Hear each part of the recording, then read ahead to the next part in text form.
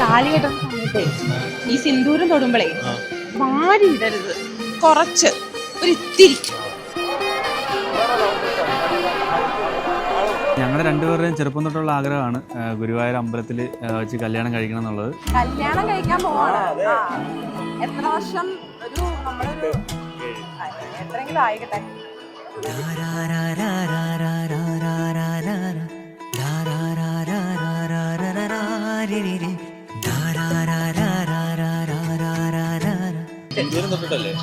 സിന്ധു തൊട്ടിട്ടല്ല, താലി കെട്ടി കഴിയും. അമർത്തരുത് കേട്ടോ, പറഞ്ഞു പഠിപ്പിക്കുന്നുണ്ട്. ഇതൊക്കെ ചെയ്യുമോന്നറിയില്ല.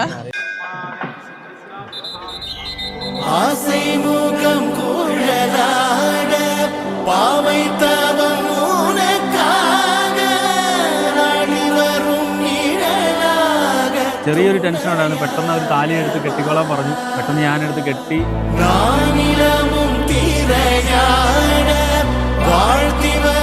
ഫസ്റ്റ് ടൈം ആയതുകൊണ്ടുള്ള ഒരു ടെൻഷൻ.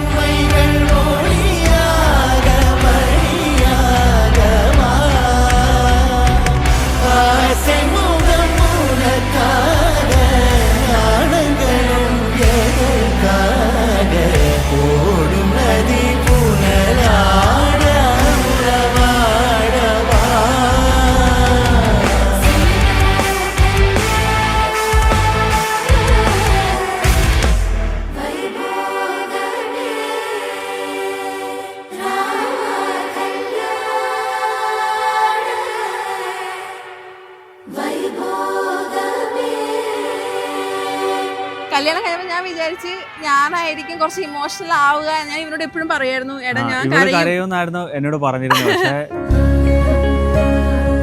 അബീത്താണ് കരഞ്ഞത്. അബീത്തിന് കണ്ണ് നിറഞ്ഞു.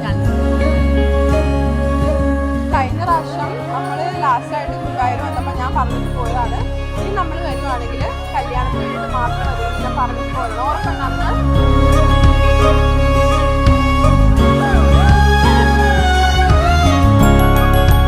സന്തോഷായിരുന്നു. എന്റെ കൂടെ ഇനി ഉണ്ടല്ലോ, ഇവൻ ഉണ്ടല്ലോ, എപ്പോഴും ഉണ്ടാവുമല്ലോ എന്നൊരു ചിന്തയാണ്.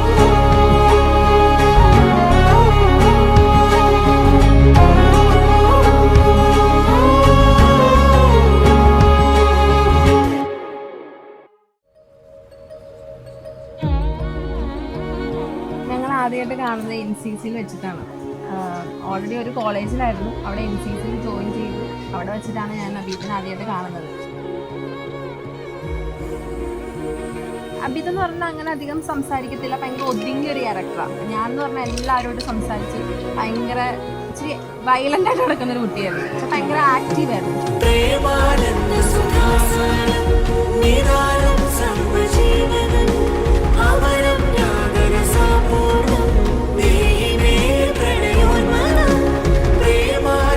പിന്നെ ഈ CSM ആയതുകൊണ്ട് ഞങ്ങളുടെ സീനിയേഴ്സിന് ഞങ്ങൾക്ക് പണിഷ്മെന്റ് തരാത്ത സീനിയേഴ്സിൽ ഒരാൾ അബീത്തായിരുന്നു. അപ്പോൾ അതുകൊണ്ട് ഞങ്ങൾ ജൂനിയേഴ്സ് ഇങ്ങനെ പരേഡൊക്കെ ചെയ്യുമ്പോൾ ഞങ്ങളിങ്ങനെ പ്രാർത്ഥിക്കും, ദൈവമേ അബീ സീനിയർ വരണേ എന്ന് പ്രാർത്ഥിക്കും. അങ്ങനെയാണ് ഞങ്ങൾ തമ്മിൽ എനിക്കൊരു കണക്ഷൻ ഫീൽ ചെയ്തുകൊണ്ടിരുന്നത്.